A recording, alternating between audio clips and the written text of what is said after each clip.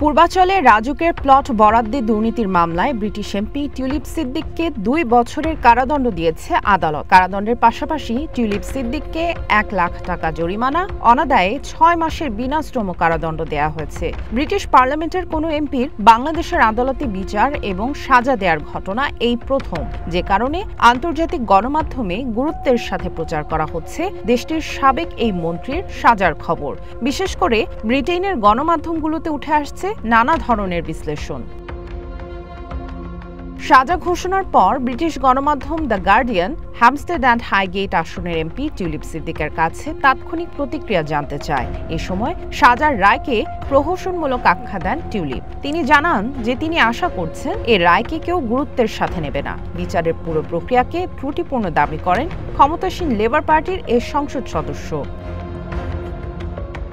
নিজের বিরুদ্ধে রায় ঘোষণা করা আদালতকে ক্যাঙ্গারু কোর্ট দাবি করেন টিউলিপ সিদ্দিক। বলেন এই ফলাফল প্রত্যাশিত ছিল এবং এটি অন্যায়। এই রায় প্রতিহতের বার্তাও দেন। টিউলিপ দাবি করেন তার মনোযোগ সবসময় নিজের নির্বাচনী এলাকার জনগণের দিকেই ছিল।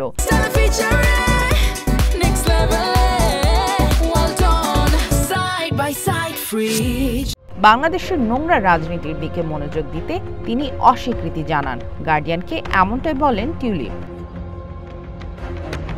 ব্রিটিশ গণমাধ্যম বিবিসির প্রতিবেদনেও উঠে এসেছে টিউলিপ সিদ্দিকের সাজার খবর। তবে বাংলাদেশের সাথে ব্রিটেনের বন্দি বিনিময় চুক্তি না থাকায় লন্ডনের বাসিন্দা সাবেক এই মন্ত্রীর সাজা ভোগ করার সম্ভাবনা কম বলে মনে করছে বিবিসি।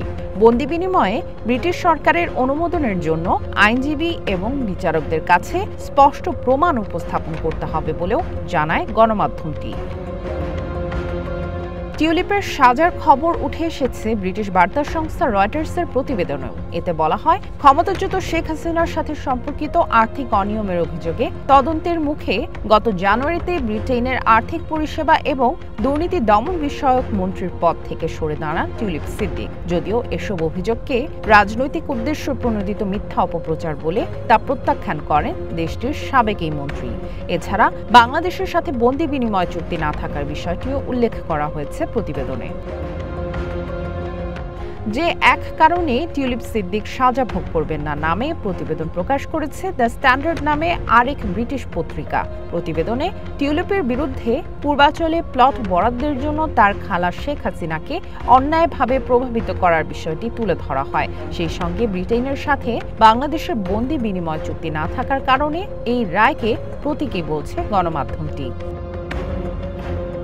টিউলিপ সিদ্দিকের সাজার রায় নিয়ে প্রতিবেদন প্রকাশ করেছে the Telegraph, the daily mail, the independent, sky news সহ অন্যান্য ব্রিটিশ গণমাধ্যমও। এছাড়া দেশটির ক্ষমতাসীন দলের এমপির সাজার বিষয়ে গুরুত্ব দিয়ে প্রতিবেদন প্রকাশ হয়েছে ভারত, আমেরিকা, তুর্কি, চায়না, জাপান সহ বিভিন্ন দেশের গণমাধ্যমে। টিউলিপ সিদ্দিকের বিরুদ্ধে বাংলাদেশের আদালতের এই রায় আন্তর্জাতিক কূটনীতি এবং দুই দেশের আইনি সম্পর্কের ক্ষেত্রে নতুন মাত্রা যোগ করেছে। সামিয়া জান্নাহ, ওয়ান ইন্টারন্যাশনাল ডেস্ক।